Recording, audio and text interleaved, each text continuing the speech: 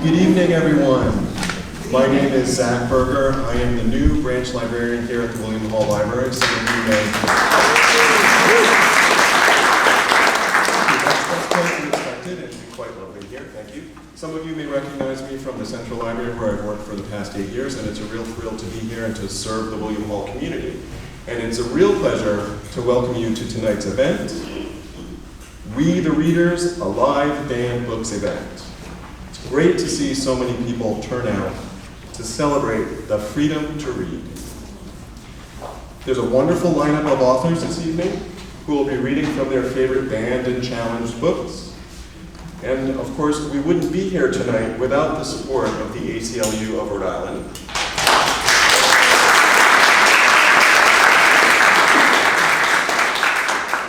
We wouldn't be able to do a lot of things without the support of the ACLU. We thank them for their ongoing efforts to protect civil liberties and for bringing important events like this to our libraries and public spaces everywhere. I will introduce our MC for the evening in just a moment, but first, just a few quick announcements. If you're unfamiliar with the building, the restrooms are right outside that doorway in the back corner. There is no access to the library upstairs from that way, so if you're looking to go upstairs, you have to go out this door and around the front or the back. Please take a moment to silence your cell phone so we have no unwarranted interruptions.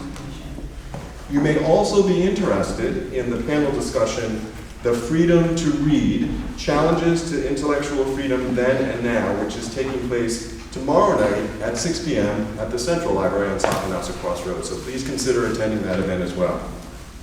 And of course, the best way to stay informed about all of our events is through our monthly newsletter, which you can sign up for online at our website, cranstonlibrary.org.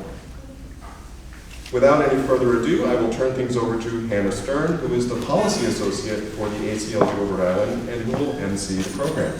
Please give a warm welcome to Hannah.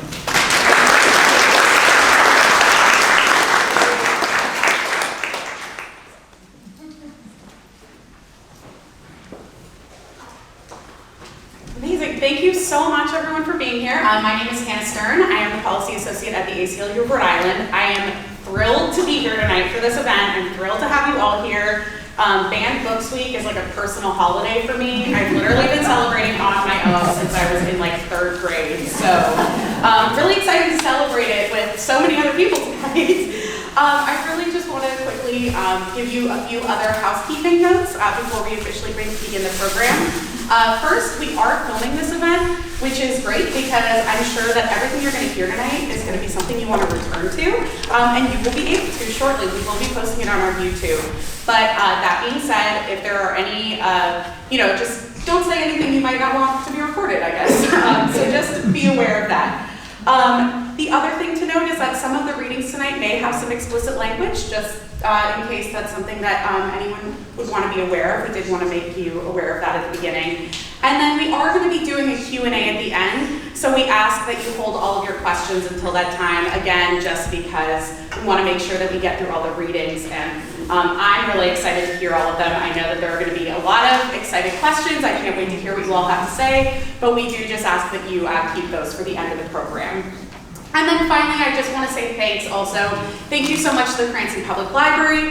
Thank you to the William Hall Library staff. Thank you to Zach for your collaboration on this important event. Thank you so much to Karen Davidson for organizing this event and to Bonnie Simon for creating the event poster that you see on the front of your program.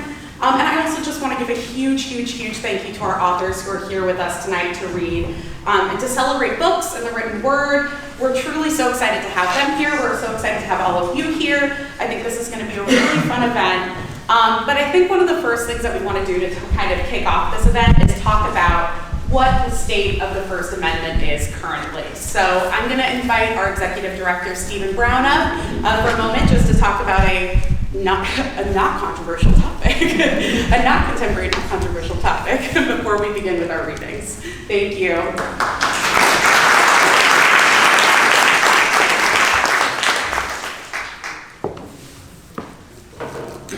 Thank you, Hannah. Thank you, all the authors, for coming out tonight. And thanks to you for attending for showing up to what is also one of my favorite events of the year, and certainly one of the most relevant ones considering what is going on in this country right now. In case you haven't noticed, the First Amendment is having such severe challenges that I have not recalled seeing in decades, and it's something that we need to be concerned about. At the same time, it's important to remember that this is nothing new. Censorship has been around for time immemorial. The first case that the ACLU of Rhode Island handled when it was formed in 1959 was a censorship case that went to our Rhode Island Supreme Court, where the Supreme Court upheld the obscenity of that awful, awful book, Peyton Place. So, on the bright side, times have changed at least a little bit. In terms of what's going on, I think nationally, probably the lodestar is Florida, where both the rights and Comstockians look to for guidance. It's really incredible if you read and look at what is going on there. I just want to give a few examples. As you know, the Florida legislature passed this so-called Anti-Woke Act, which, among other things, prohibits teachers from giving students information or language that would cause them guilt, anguish, or other forms of psychological distress based on their race. As a result of that, we've seen books like an elementary school book called The Little Rock Nine, which is about the young kids who were desegregated schools in Arkansas. That was taken off the shelves. For a short time, a biography of the very famous Puerto Rican baseball legend Roberto Clemente was taken off the shelves to look at because he talked about the discrimination he faced while he was in the major leagues, and that may have felt some white students very uncomfortable. Florida school districts are also looking to a right-wing curriculum, and I can't make this up. They have a video of Christopher Columbus. This is their history about the beginning of America. Christopher Columbus saying that slavery wasn't so bad because, and I quote, being taken as a slave is better than being killed, no? That is what is being peddled in Florida as a result of the legislation they've passed and the actions they've taken in the past year or so. So it's easy to make fun of Florida, but we have to realize it's also something we have to deal with here. Many of you are probably aware that in Westerly, Rhode Island, a parent tried to have criminal charges brought by the Attorney General against the school librarian there under the state's obscenity laws.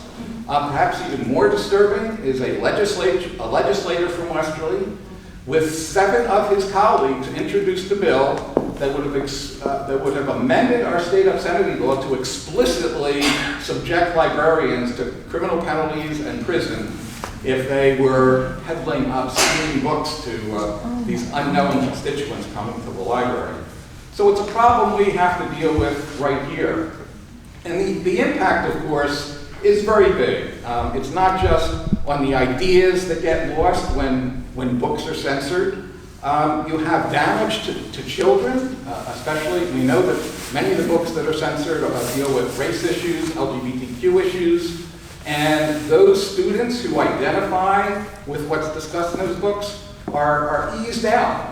It makes it much harder for them to deal with things that they don't see themselves represented, and that's one of the key things about books. I think it's also just as damaging to the other students who don't learn empathy for students who aren't quite like them.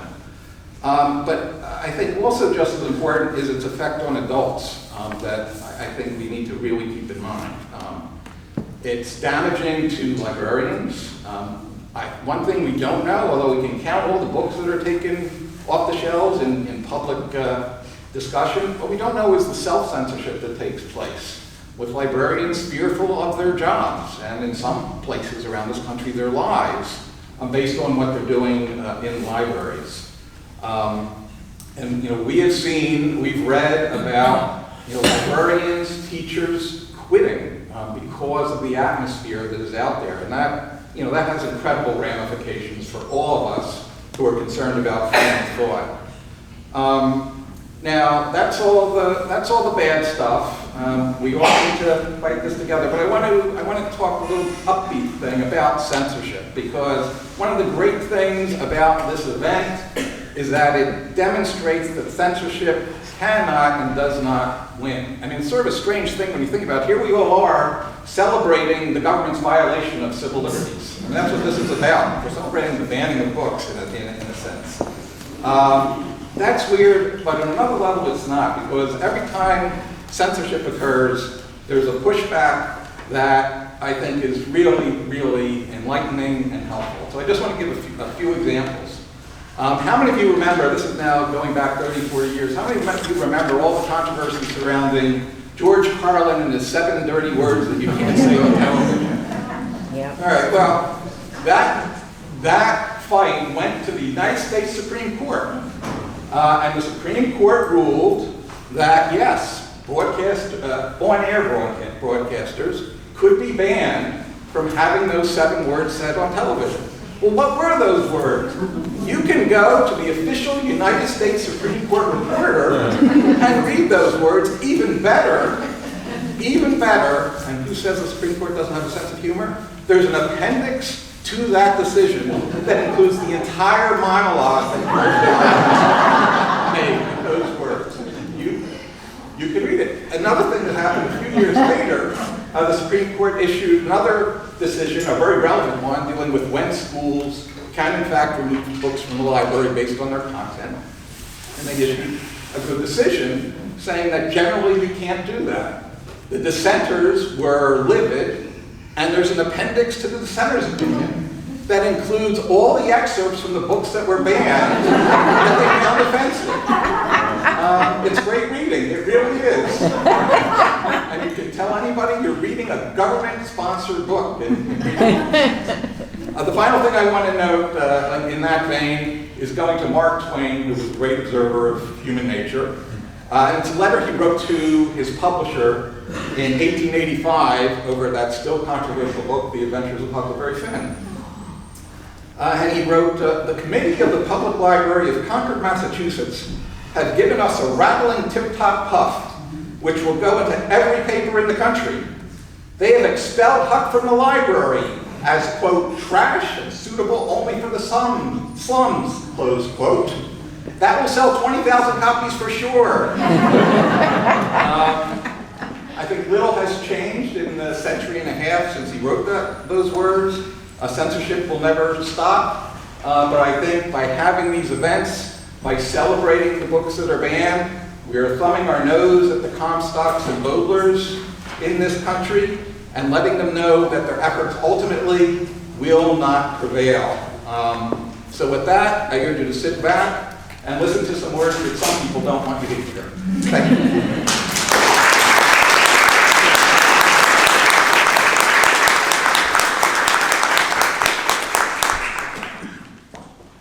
Thank you so much, Steve. It was funny because when we were preparing for this event, I was hoping you were going to read that Mark Twain quote, and I had a feeling you would, and I was thinking about, I know I mentioned at the beginning that I have been a lifelong fan of Banned Books Week, but I was kind of thinking, I was like, I kind of made it a personal mission when I was in elementary school to read as many banned books as I could as soon as I found out about the concept of banned books, and so I went through the top banned books from when I was in school and highlighted the ones that I had read, and you can see it's like 70 to 80%. So censorship does work, clearly, and it won't lead young readers to work for the ACLU and defend the First Amendment professionally. So we did really get the last laugh on that.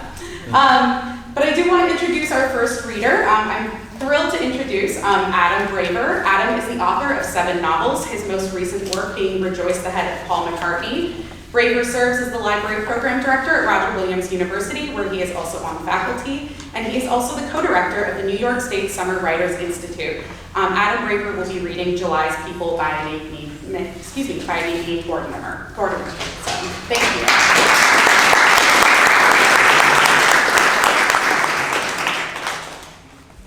It seems as though you found your dream job. I really did.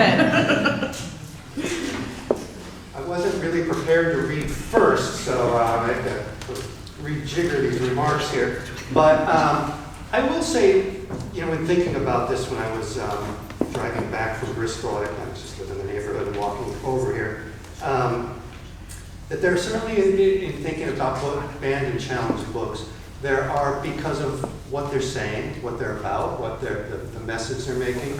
But I will also say from the writer's point of view, at least of the, you know, for writing for adults, because we were talking about young adult fiction is really getting the brunt of this, it is so rare that I meet adult writers of literature who are trying to create a message.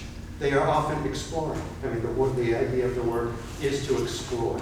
It is not to come in with a predetermined idea in which to try to persuade the reader. It's to come in with an idea and, if nothing else, to explore the gray area, the good and the bad,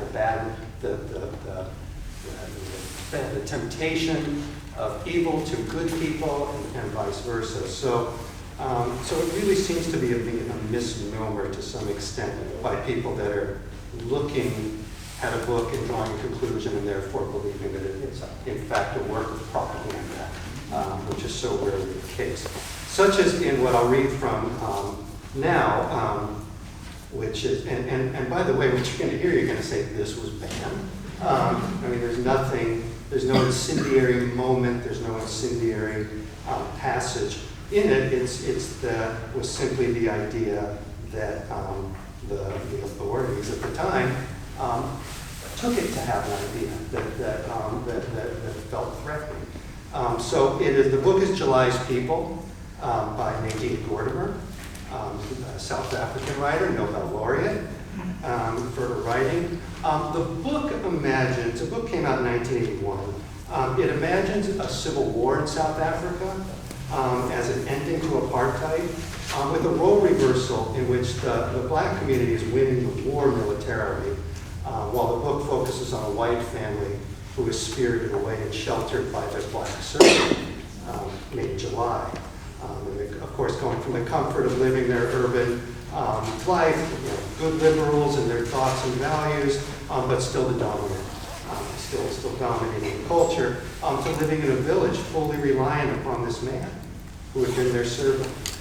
It's a book of politics, of values, identity, and also understanding just questions about being human in times of adversity.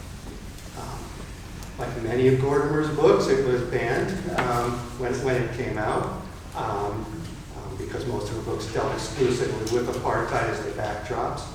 It was also banned, post-apartheid, it was banned again for, quote, the subject matter is, quote, questionable, and also the language that it used is not acceptable, as it does not encourage good grammatical practices. It says the reader is bombarded with nuances that do not achieve much. Any condemnation of racism is difficult to discover, so the story comes across as being deeply racist, superior, and patronizing. End quote. All a bit of folly, considering that this is someone who for 40 years fought tirelessly for freedom in South Africa, a close confidant of Mandela's, and again, her work, the basis for her Nobel Prize. This was all later dismissed by the National Education Minister as a decision in which that he described as being, quote, ill-informed, pedagogically unsound, and anti-intellectual. So, with that, I have two short passages out of here, which are much shorter than what I just said. This is from the very beginning, or not near the beginning. And it's talking about the revolution that's happening. When it all happened, there were the transformations of myth or religious parable.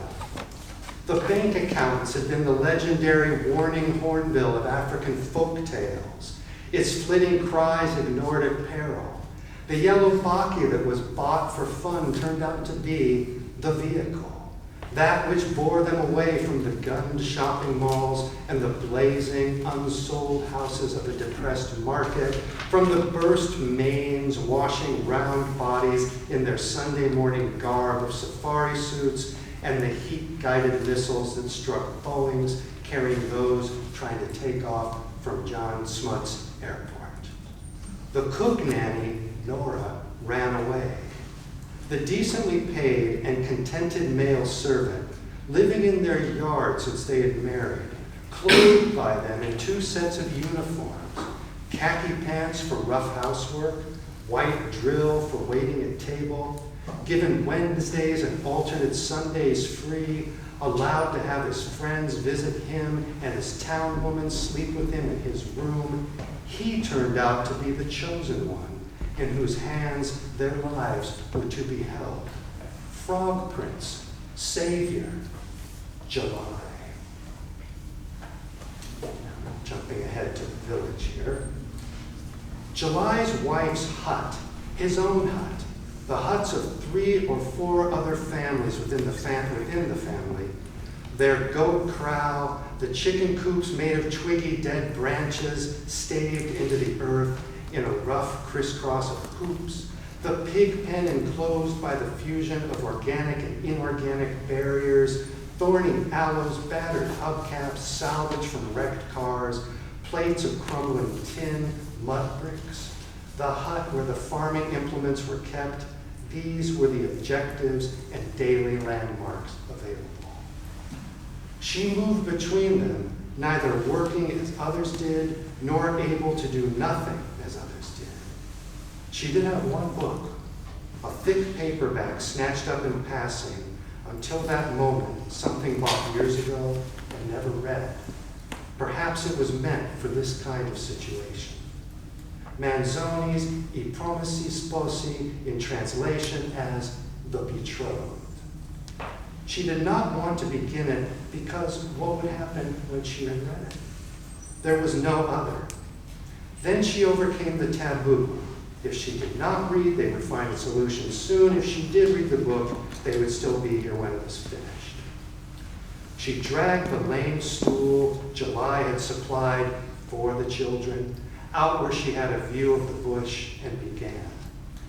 But the transport of the novel, the false awareness of being within another time, place, and life that was the pleasure of reading for her was not possible. She was in another time, place, consciousness. It pressed in upon her and filled her as someone's breath fills a balloon's shape. She was already not what she was. No fiction could compete with what she was finding. No fiction could compete with what she was finding she did not know, could not have imagined or discovered through imagination. They had nothing. Stop there.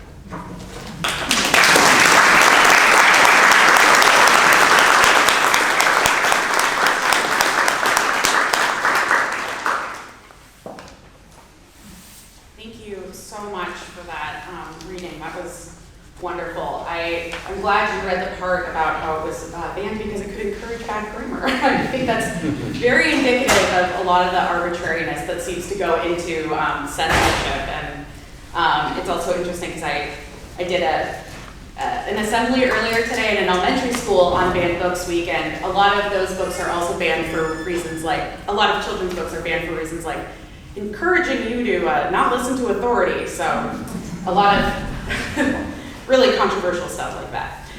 So thank you so much for that reading. That was wonderful. I'm thrilled now to introduce Anika Aldamuy Denise. Anika writes picture book biographies for all ages, most recently Phenomenal AOC, The Roots and Rise of Alexandria Ocasio-Cortez. Her books plant seeds of inspiration in readers of all ages, many of which celebrate her Puerto Rican heritage. Anika is going to be reading The Truth Is by Nonika Ramos, and I am very excited to welcome her to the stage now.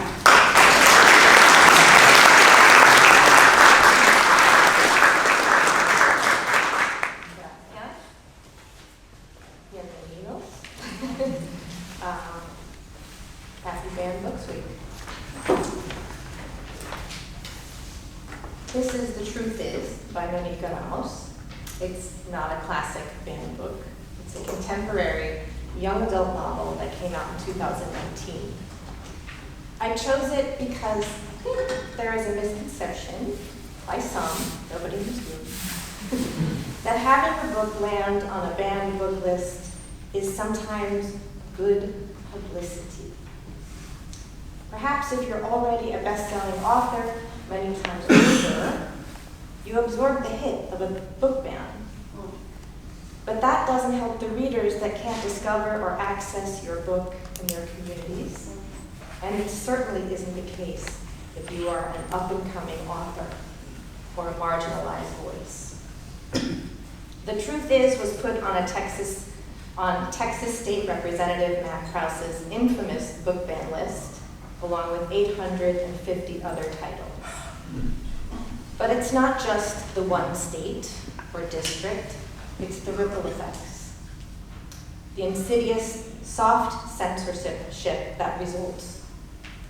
Books quietly disappearing from shelves in libraries for fear of a parent or a politician challenging them. The Truth Is one of those, written by an up-and-coming Latina queer author. It's about 15-year-old Verdad de la Arena, a Puerto Rican girl coping with the recent death of her best friend, Blanca, who meets the new guy at school, Danny, who happens to be trans. It's an honest, searing, sometimes funny, coming of age and identity story. In the scene I'm going to read, Verdad has come home to her tough and religious mother after skipping school and hanging out with Danny and the new group of friends he has introduced her to.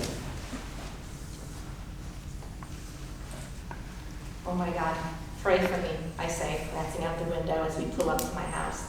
My mother is standing on the porch. Danny, please tell me she's chopping wood? It's the chainsaw. I sign the cross and crawl out. Hi, Mrs. Reyna, Danny says, trying to be all polite to a woman aiming a chainsaw at him. Krisha and Sarah have somehow morphed into the back seat. Mom. Once I'm by her side, she lowers her weapon, walks up to the window where Danny is sitting. She takes a survey of everyone, one by one. Finally, she steps back to aim her finger and curse. You people, she says, pointing at each one of them. You don't come here to my house, to my street again. If I see you around here, she handcuffs my wrist with her ninja grip. I'll call the police. Do you hear me? All of you. Baldwin clicks his their tongue and adjusts their glasses. It's not really your street, Mrs. Reyna, they correct her. This is a public, oh my God. My mother's chainsaw is making her cheeks vibrate. My daughter is not for any of you. Baldwin peels onto the street. Back inside, she releases my wrist, launching me into the kitchen. It's going down. I look at her. It's not my mother. It's the ghost of the woman who hasn't slept in weeks. Who she was haunts who she is. The hands that once built, solid, drilled, nailed, are now the machine. Her eyes are funhouse mirrors. My pocket vibrates with a text. I know better than to check it right now. She pulls out a chair and steadies herself with it. I don't want to have this conversation. I don't want to say things you're not strong enough to hear. She lifts and slams the chair against the floor. I don't want to make this a conversation you'll never forget. From the time I left for school to the time I jumped in Baldwin's car, I've shrunk and grown, aged and regressed. I'm square in the eye with the woman I used to look up to. I'm naked with the woman who taught me to dress. I'm all messed up, feeling like I've outgrown this house, but I still want so freaking bad to fit inside. But you, slam me in this position. You make me the monster. From me, silence. All the words in my head are coming out in a language I can't understand. No hablo myself. Where, slam? Slam. You're fucking slam. Shoes and socks. I'm barefoot with the woman who taught me to tie my shoes. A stray grain of rice sticks to the sole of my foot. They're on Prisha, I think. Who is Prisha? Where did you meet these people? I don't know them. But apparently I don't know a lot of things. Maybe anything. Why weren't you at school this morning? Blanca, I mutter. I thought she was missing, but she was hiding, playing hide and seek. She wanted a kid and wanted me to see. Blanca wanted you to what? Dad, it's time to come to terms with reality. Let go of the delusions. This past year, I feel like I've been holding on to your ankles. You're so light you could blow away. You just won't carry the weight of it. The weight? The weight of what? The weight of sadness. Blanca is gone at that.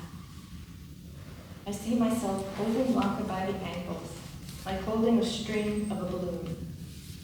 I think I have the balloon, but then bang, bang, it pops. Say it at that. My mother's eyes are watering. Let her go. This from the woman who still sets a chair for Abuelo? Abuelo comes and goes as he pleases. Blanca is trapped. So are by me. What? The chair slams again. Again and again till the table rocks. I'm not going to do this. You're standing at the edge. I'm not going to push you over. The issue with school, we'll say you were sick. That school isn't right for you. It's better, but it's not good enough. I'm going to figure some things out. Figure things out? I am not an equation. You can't solve me. Chica, you better watch your tone. This situation is a problem, and we will solve it. She looks away and talks to herself. Yeah, I could pick up another shift. I'm already halfway there with the down payment. Are you effing kidding me? You're solving me with suburbia? You're not making the same mistakes I did. Danny is not a mistake. And if it's not Danny, I say, realizing the argument is way beyond him. It's going to be somebody else, somebody I want, I choose. You can't tell me how to feel. How do you go from being a stranger one day to being a lover the next? How do you go from being a mother and daughter one minute to combatants the next? I can't tell you. You, who got a roof over your head, warm food on the table, and somebody to provide for your every need, those clothes I buy. Those white teeth I pay. And where is all the fucking damn toothpaste? What are you saying, Mom? Really? Since we're not having delusions no more. I'm saying not under this roof. You gotta learn to earn. You gotta follow my rules. One day, when you have your home, you'll have rules too. There's no rules for love. Yes, there are. Boy loves girl. All the rest is against my rules, God's rules. I didn't raise you to be... Do I disgust you, Mom? No, you're my daughter. The daughter I raised, the daughter I love doesn't disgust me. Yeah, because Danny's a boy. That ain't no boy. There's Adam, there's Eve. That is it. No, I say, feeling strong. There's God, Jesus, the Holy Spirit, and Mary, who got demoted by the patriarchy. I mean, I don't know who wrote the book of love, but I do know who wrote the Bible. Dudes. Mom signs the cross. What kind of crap are you feeding you at school? That shit is against evolution and God's plan. God didn't plan for a lot of shit then. I can tell she's not even hearing me anymore. This shit is a fad, a way of coping. In 2 days, this will all pass. We'll go on with our lives. I don't want to go on with my life. I want to have a life. Mom sits down heavily in the chair she just did her best to break. I'm tired of that. You're 15. What do you know about life? As long as you're living it under this roof, you will go to school, you will come straight home until I know I can trust you again. Trust me. The first time, I don't trust my mother. Add that to God, and that pretty much means that nobody does my ass trust. Is that when adulting starts? When you realize you can't trust anyone? I need to get some sleep so I don't end up in a car crash. Go to bed, Vidya. Pray.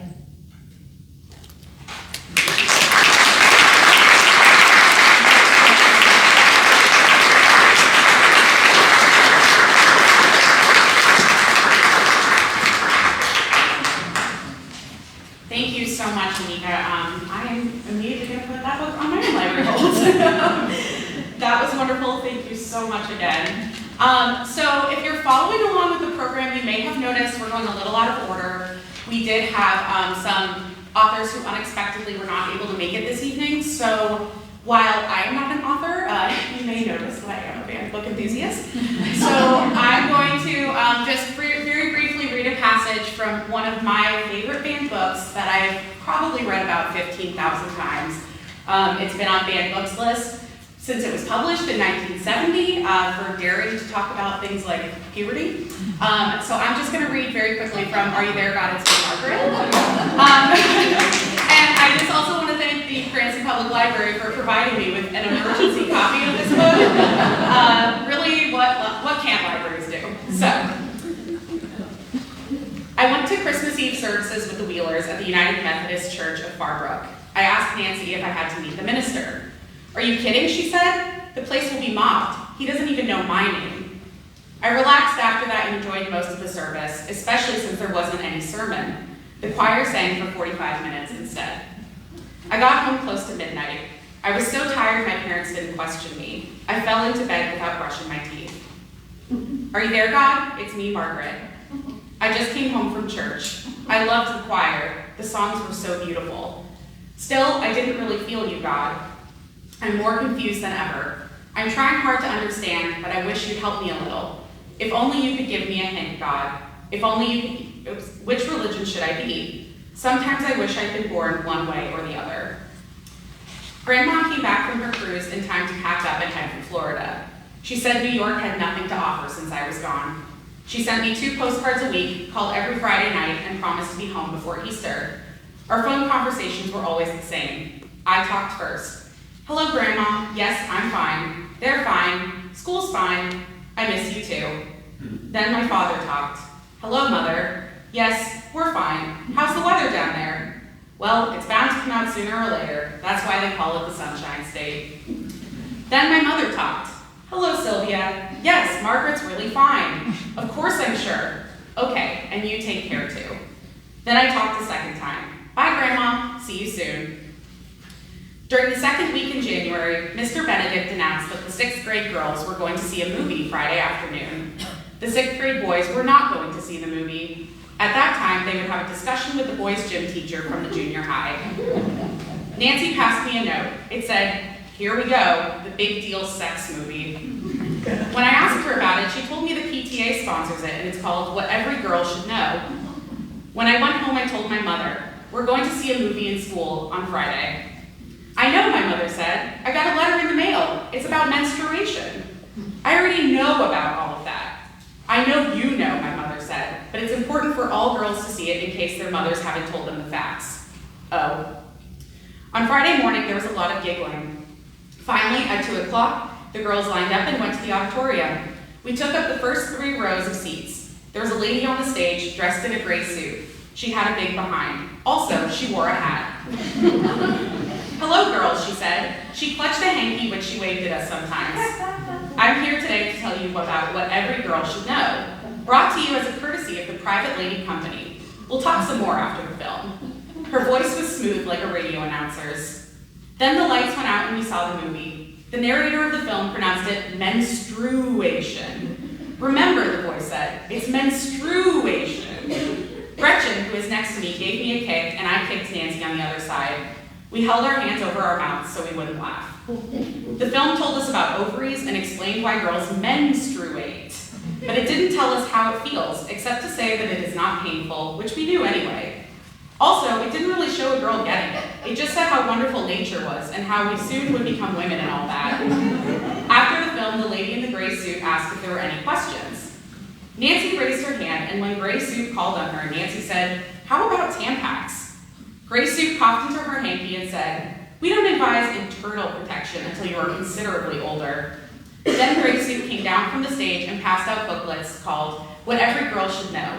The booklet recommended that we use private lady sanitary supplies. It was like one big commercial.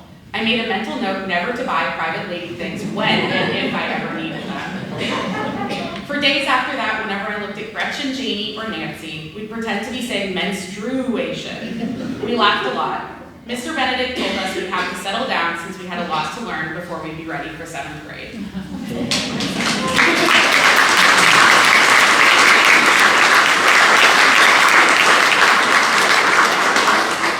Thank you very much for allowing that last-minute substitution and letting me read from a passage of a book that has been truly special to me for 99% of my life. So now I am extremely excited to welcome Tina Kane up to read. Tina Kane has served as Poet Laureate of Rhode Island since 2016, and through that role has been the founder and director of Writers in the Schools RI. Kane's newest novel in verse for young readers, Are You Nobody Too?, is forthcoming in 2024. Tina Kane will be reading from the autobiography of Malcolm X by Malcolm X with Alex Haley.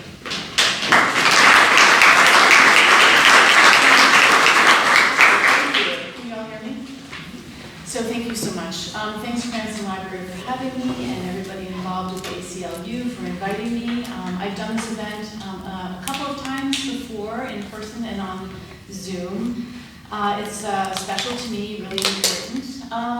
Judy Blume is a hero. At my local library in the West Village in New York City at Jefferson Market Library, I used to go after school in 7th grade to look at Judy Blume's Forever with my friend Tanya. We would look up all the explicit parts, and that was a huge part of my education. So Judy Blume is really important, and we need to keep reading her. And I really love the film they made of Are You There, God? It's Me, Margaret.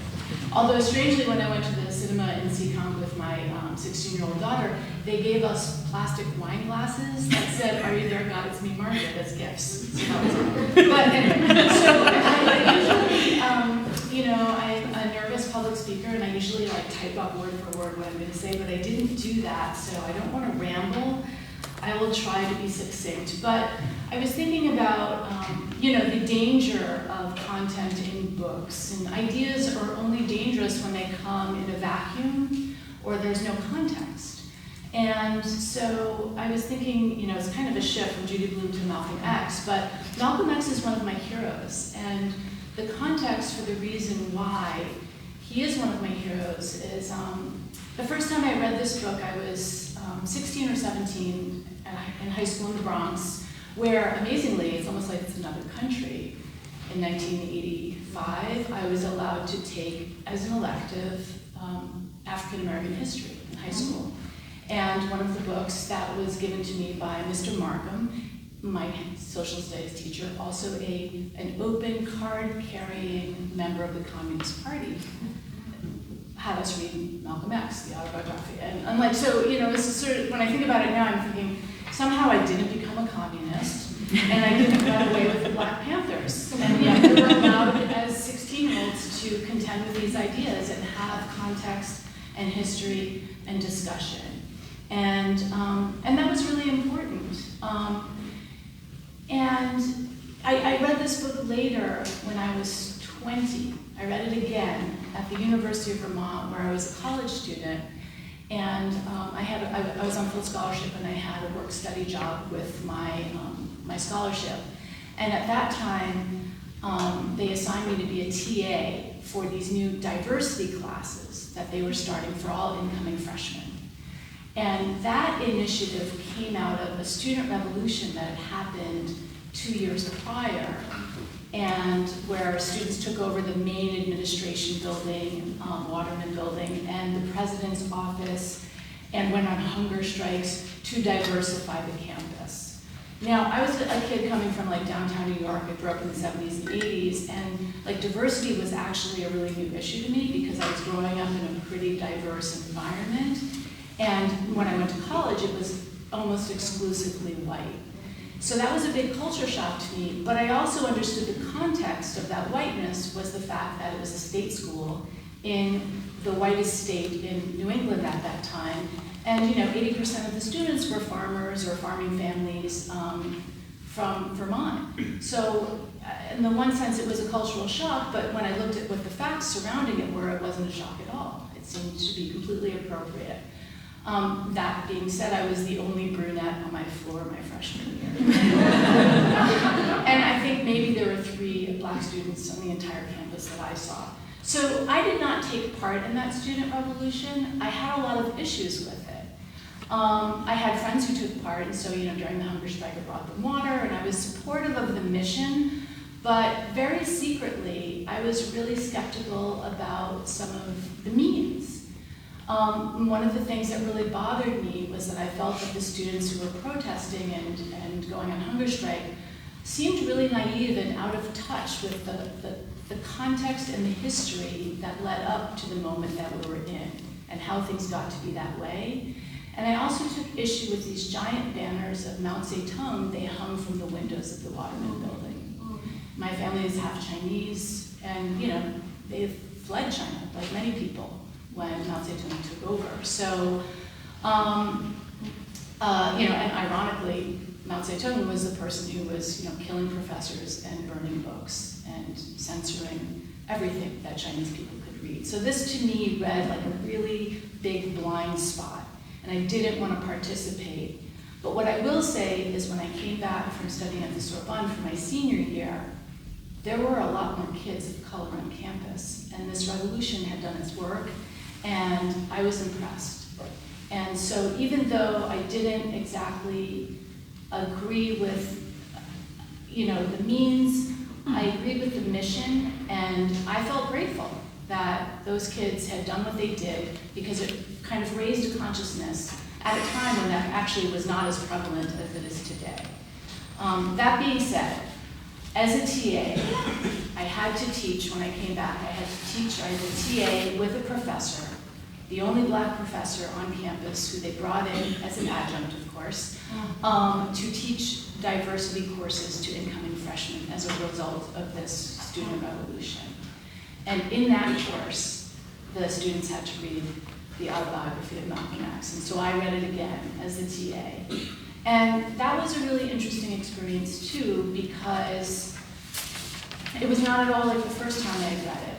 I was seeing it being taught to a classroom of white students who really had no way in to this because they did not come with any prior education to the racial history of the civil rights movement and slavery from their high school education. They didn't know what he was referring to.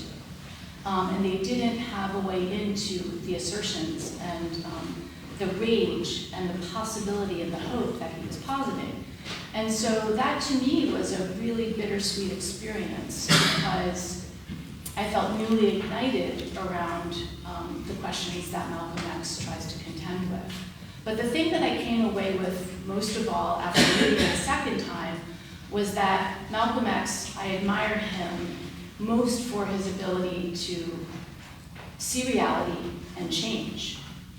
He went through a transformation in his intellectual and spiritual life. He converted to Islam and became a follower of Elijah Muhammad.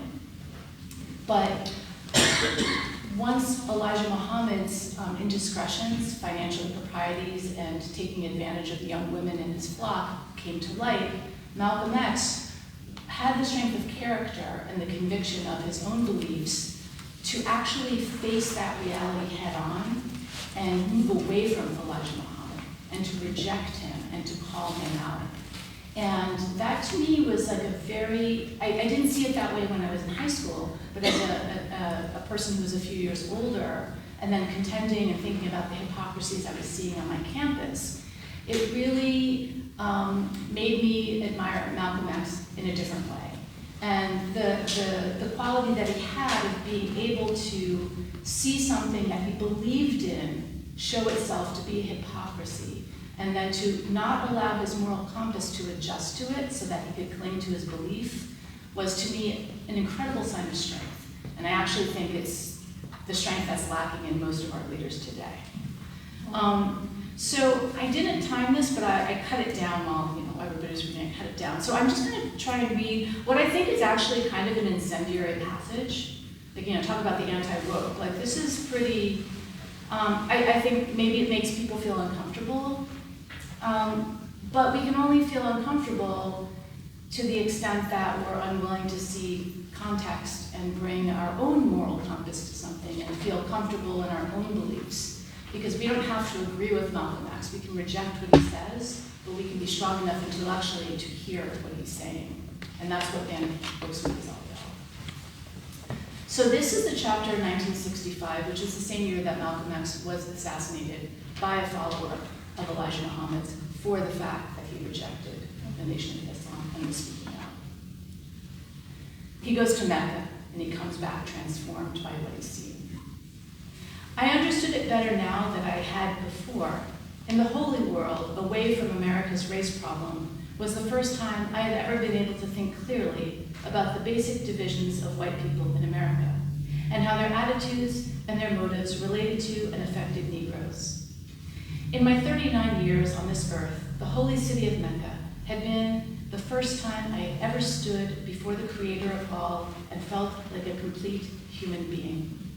In that piece of the holy world, in fact, the very night I have mentioned when I lay awake surrounded by snoring brother pilgrims, my mind took me back to personal memories I would have thought were gone forever. As far back even as when I was just a little boy, 8 or 9 years old, out behind our house, out in the country from Lansing, Michigan, there was an old grassy Hector's Hill, we called it, which may still be there. I remembered in the holy world how we used to lie on the top of Hector's Hill and look up at the sky, at the clouds moving over me, and daydream all kinds of things. And then, in a funny contrast of recollection, I remembered how many years later, when I was in prison, I used to lie on my cell bunk. This would be especially when I was in solitary, what we convicts called the hole. And I would picture myself talking to large crowds. I don't have any idea why such provisions came to me, but they did. To tell that to anyone then would have sounded crazy. Even I didn't have myself the slightest inkling. In Mecca, too, I had played back for myself the 12 years I had spent with Elijah Muhammad, as if it were a motion picture. I guess it would be impossible for anyone to ever realize how complete was my belief in Elijah Muhammad. I believed in him not only as a leader in the ordinary human sense, but also I believed in him as a divine leader. I believed he had no human weaknesses or faults, and that therefore he could make no mistakes, and that he could do no wrong. There on a holy world hilltop, I realized how very dangerous it is for people to hold any human being in such esteem, especially to consider anyone some part of divinely guided and protected person. My thinking had been opened up wide in Mecca. In the long letters I wrote to friends, I tried to convey to them my new insights into the American black man's struggle and his problems, as well as the depths of my search for truth and justice. I've had enough of someone else's propaganda, I had written to these friends. I'm for truth, no matter who tells it. I'm for justice, no matter who it is, for or against. I'm a human being first and foremost, and as such, I'm for whoever and whatever benefits humanity as a whole. Largely, the American white man's press refused to convey that I was now attempting to teach Negroes a new direction. With the 1964 long, hot summer steadily producing new incidents, I was constantly accused of stirring up Negroes. Every time I had another radio or television microphone at my mouth, when I was asked about my stirring up Negroes or inciting violence, I'd get hot.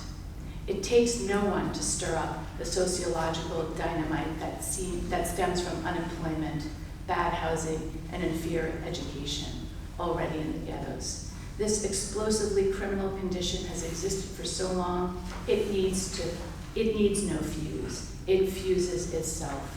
It spontaneously combusts from within itself. They call me the angriest Negro in America. I won't deny that charge. I spoke it exactly as I felt. I believe in anger. The Bible says there is a time for anger. They called me a teacher, a fomenter of violence. I would say point blank, that is a lie. I'm not for wanton violence, I'm for justice. I feel that if white people were attacked by Negroes, if the forces of law prove incapable, unable, or inadequate, or reluctant to protect those whites from those Negroes, then those white people should protect and defend themselves from those Negroes, using arms if necessary.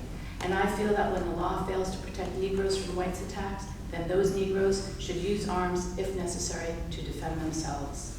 Malcolm X, advocacy, armed Negroes. What was wrong with that?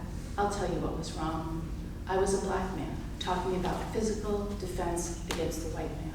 The white man can lynch and burn and bomb and beat Negroes, that's all right. Have patience. The customs are entrenched. Things are getting better. Well, I believe it's a crime for anyone who is being brutalized to continue to accept that brutality without doing something to defend himself. If that's how Christian philosophy is interpreted, if that's how Gandhian philosophy teaches, well then I will call them criminal philosophies. Thanks.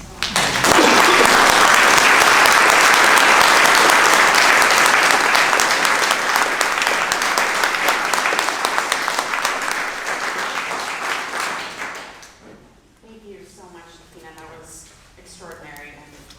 And I love books. You're so lucky to have books. Thank you so much for that. Our final reader tonight is Mike Stanton. Mike was a longtime investigative reporter at the Providence Journal, sharing a Pulitzer Prize, and now works as a journalism professor at the University of Connecticut. Unbeaten, Rocky Marciano's Fight for Perfection in a Crooked World, a best book of the year choice by the Wall Street Journal. Oh, he is the author of, the author of Unbeaten, Rocky Marciano's Fight for Perfection in a Crooked World, a best book of the year choice by the Wall Street Journal, Boston Globe, and Times of London. Mike Stanton will be reading from Between the World and Me by Ta-Nehisi Coates, and I am very excited to welcome Mike up. Thank you.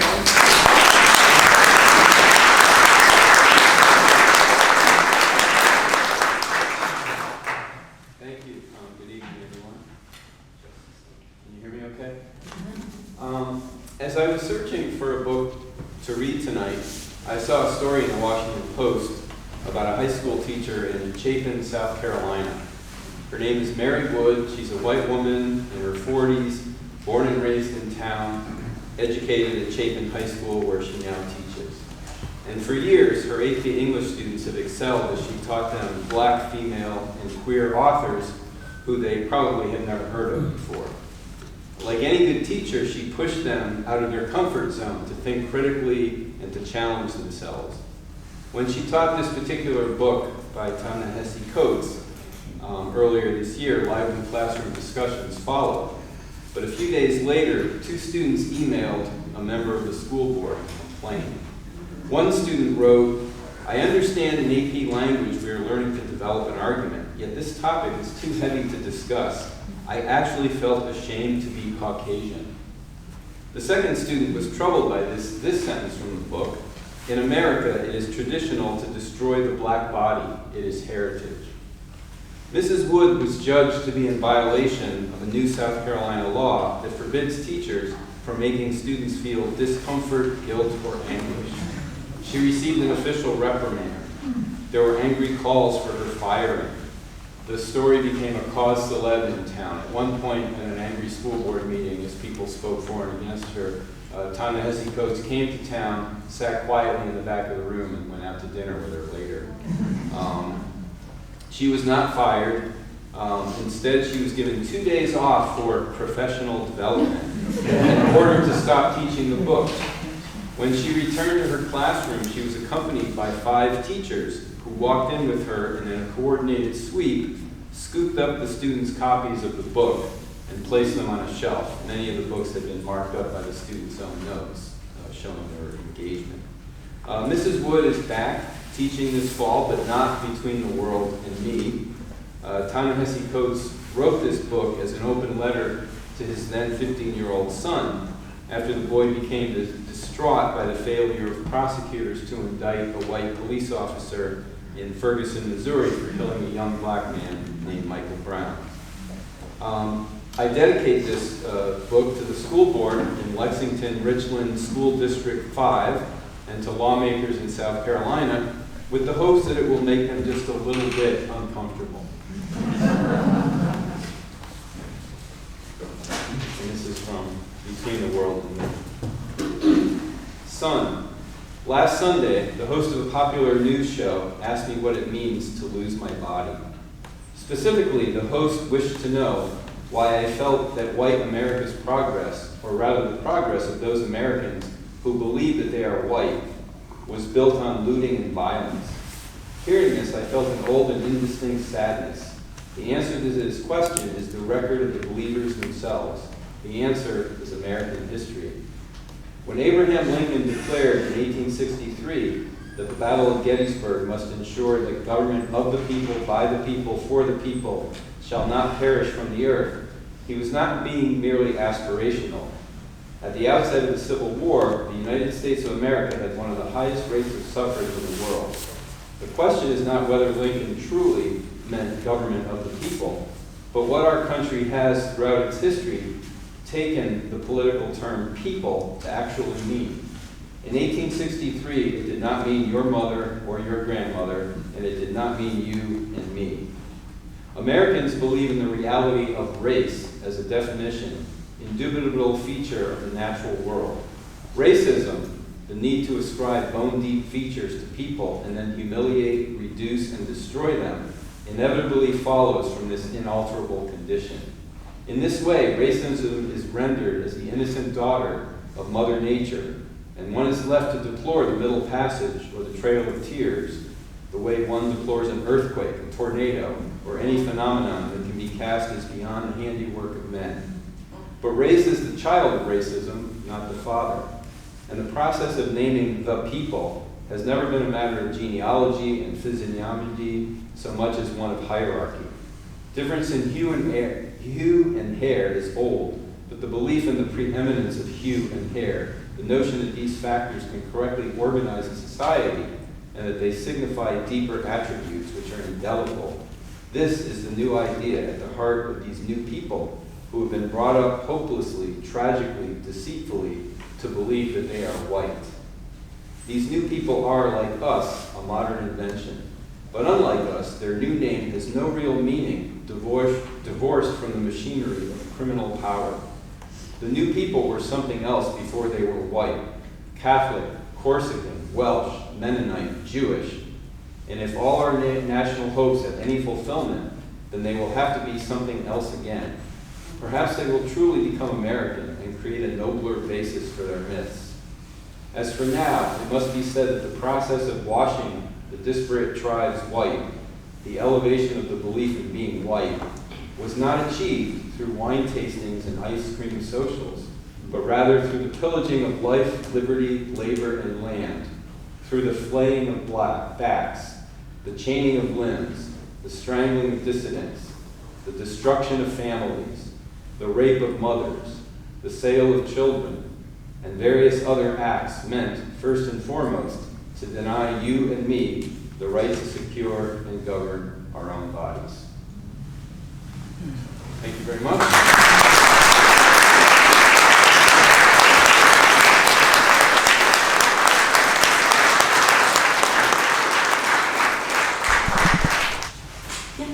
Where are those books banned now? Which ones? Oh, all of the ones that were read?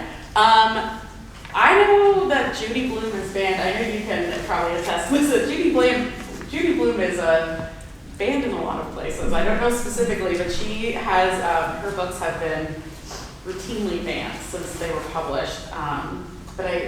Well, autobiography of Malcolm X is banned all over, largely in the center of the country in the South, and not in every state, but I would say in probably 80% of the prison systems. You know, because that's where ideas are, you know, you have a lot of time to think. And if you're reading things that stir people up, then it's really perceived as a threat. So like James Baldwin, Malcolm X, Ta-Nehisi Coates, these books are often banned in the penal system. There's a playbook. The Yeah. Moms for Liberty, they copy each off of each other's playlist. It's frankly just become a political tool, just like a decade ago it was the war on same-sex marriage. They've shifted over to this whole, you know, we're grooming, we're indoctrinating. Right. So yeah, I think the same books kind of make the rounds. Yes. And I mean, like since they were published. I mean, you know, Yes. when they first came out, I mean, as Steve said at the beginning, this is an ongoing, and I mean, it's not unique to America. You know, this is just human nature playing out in terms of being afraid of ideas. But again, they're only dangerous in a vacuum. Yeah. Anything else to add, or? Yes? I want to know, like you mentioned Peyton Place, it certainly isn't banned anymore, it's on television. So what happens when, at the time, is that a regular happening, that a banned book becomes unbanned as it goes on?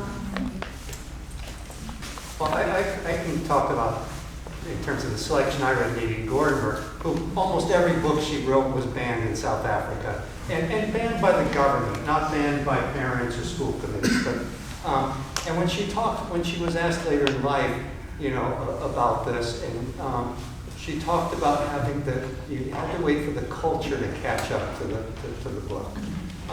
So that her books, once the culture had caught up to what she was writing on, was not threatened by it or the authorities, in this case, the authority of culture, or the culture of authority, then the books could be read for what they were.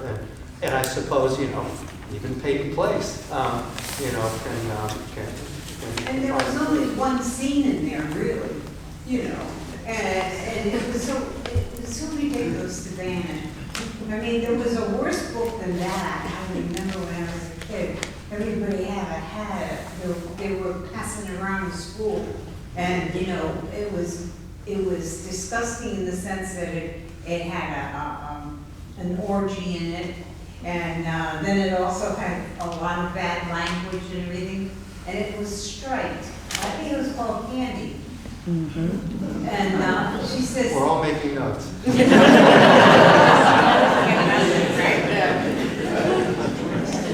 You just described a great way to get a book to sell the 20,000 copies. but I don't think they unbanned it because I haven't heard about it anymore. Yeah, absolutely. Yeah, so book banning is essentially a moral panic, right? And moral panics are cyclical. And the best way to get people really up in arms about a moral panic is to say that it's harmful to children.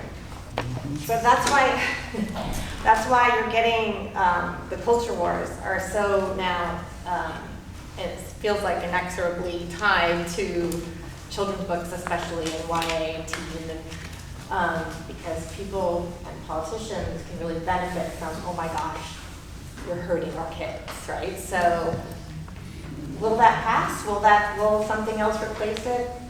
Don't know, but I do think that in particular, you know, 100 years ago, there was textbooks that they thought were problematic, and that was a thing, and you couldn't, you know, teach certain things. And if you look at these textbooks now, they seem, you know, very benign and not incendiary at all. But yeah, there's a cyclical nature to this. I hope that we will cycle out of it, but we'll see.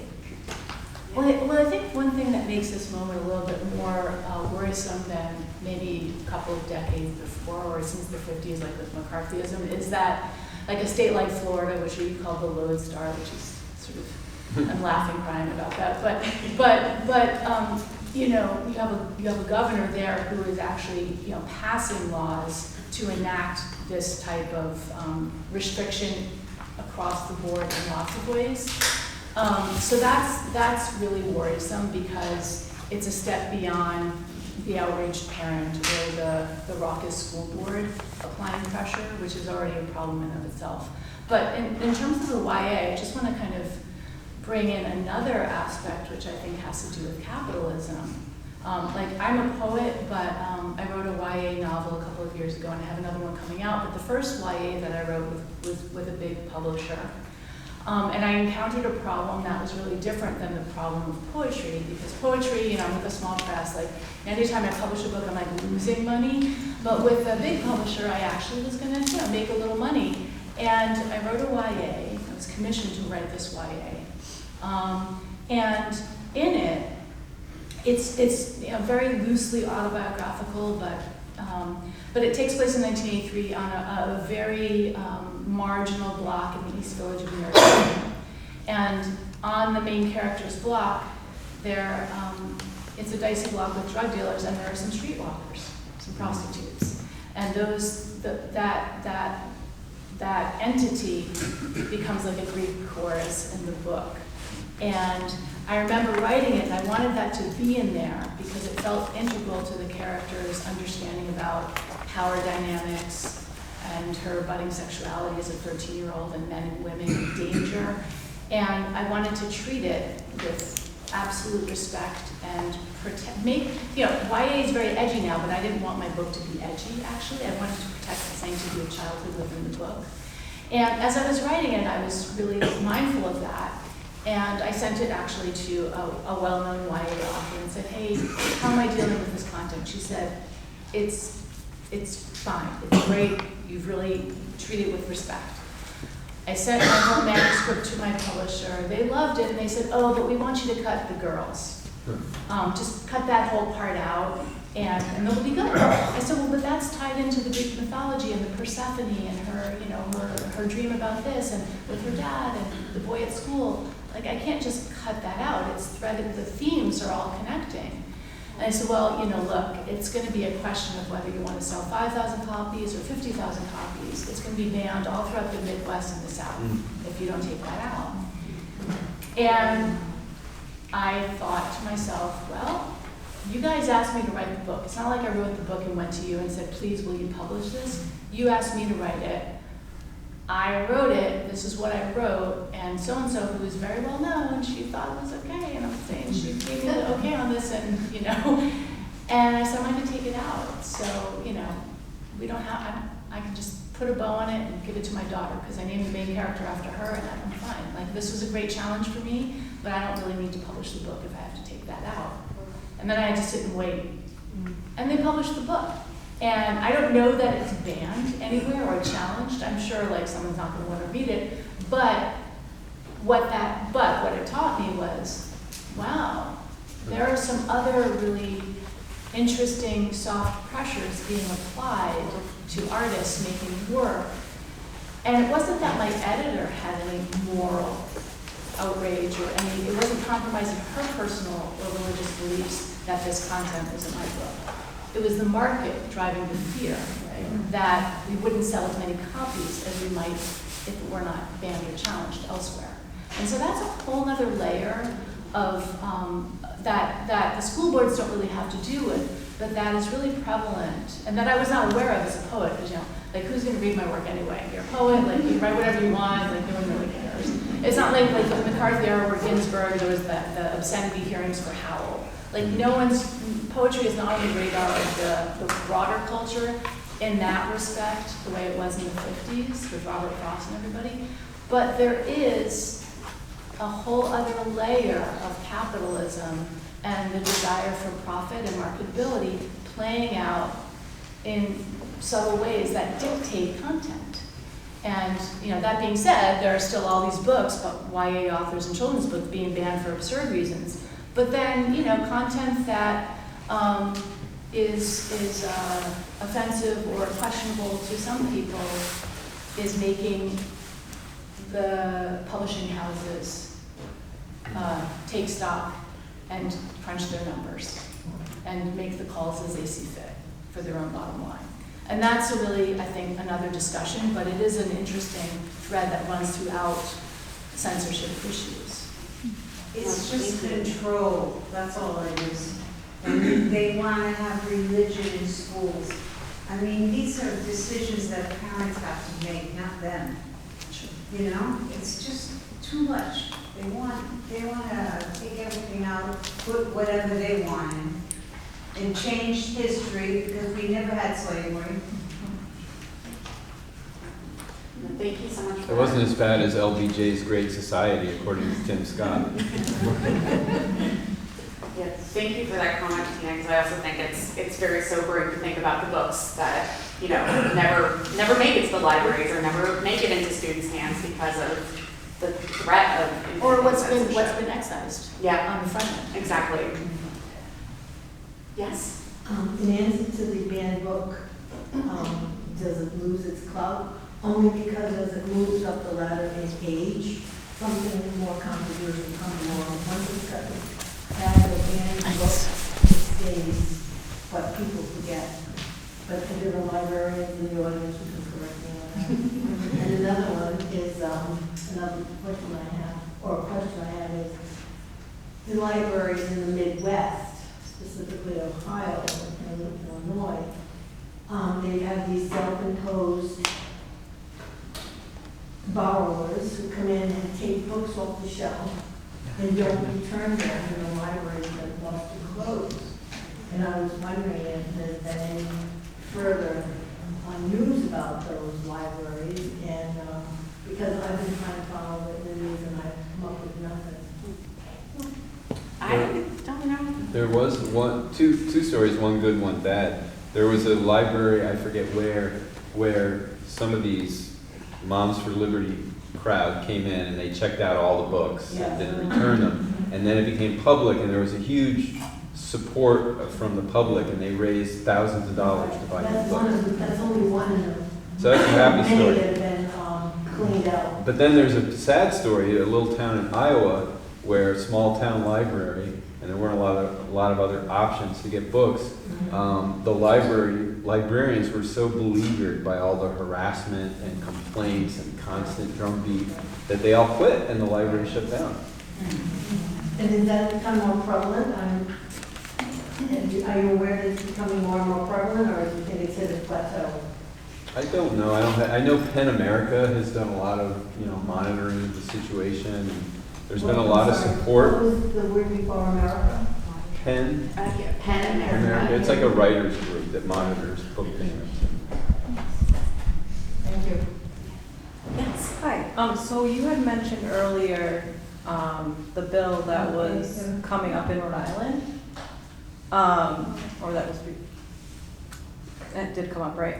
So what's happened, I've been following it, I haven't seen anything happen with it yet.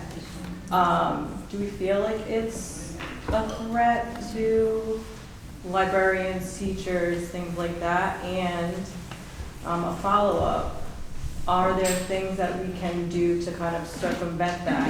For example, in Illinois, they passed a bill that actually stopped the banning of books.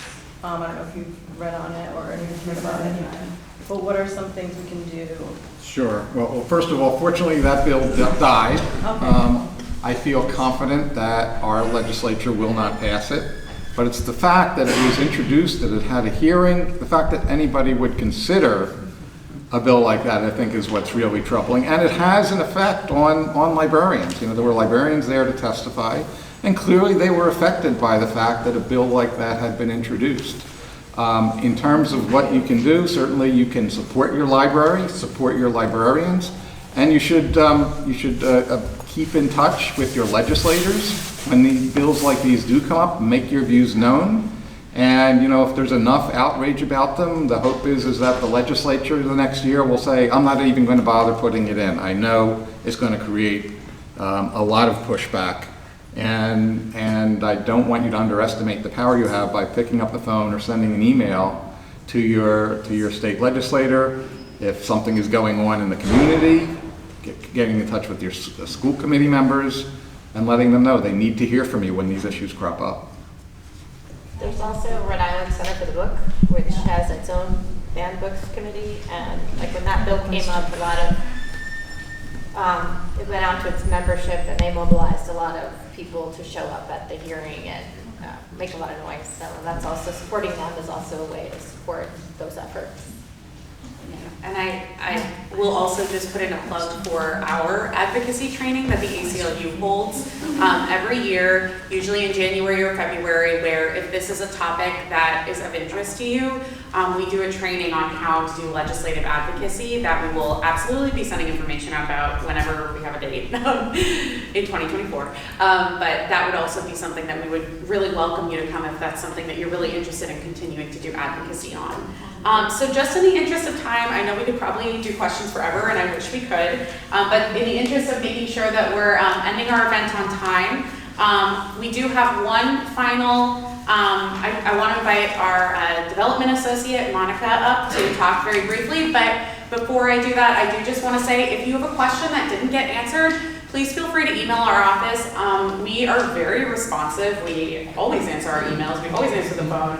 If there are any questions you have that we didn't get to, please send them to us. We will be sure to try to get you an answer. If you ever have any inquiries about anything civil liberties related, you can always contact us.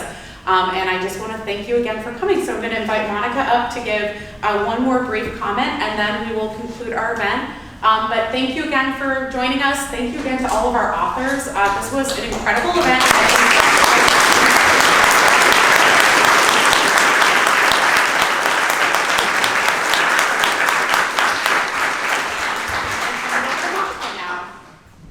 I hate standing behind podiums because I believe it puts a block between me and everyone. Can you guys hear me okay? Yeah. All right. Thank you so much for coming tonight. This was my first banned books event with the ACLU, and I think I've run the gamut of crying due to gratitude. I have run the gamut of I'm so angry, and I have experienced the entirety of this span of, I think, all human emotions tonight. I just want to say that so much censorship is used to other people. It's used to keep people on the margins. And so often, the library is the living room for a community that invites everybody into it. It is a safe atmosphere. And I just really want to say, if you're able to support and defend and continue to participate in your library community, please keep doing that. Additionally, I wouldn't be an adequate development person if I didn't say, please support the ACLU. The work that we do and the work that Steve and Hannah are doing every day just humbles me, because I know that people are going about their lives and there are defenders coming behind them to uproot institutions, to defend the law, to work on policies, change administrative rules, whatever it is. I know that ACLU is there as I go about my day and my life. So please, if you can support us, please do. There's a QR code on the back of our program. We're also looking for volunteers. If you haven't joined and you're curious about membership, I see lots of faces here of people who've been members for a while. By all means, check in. You can ask me too. So thank you everyone for coming. I really appreciate you guys.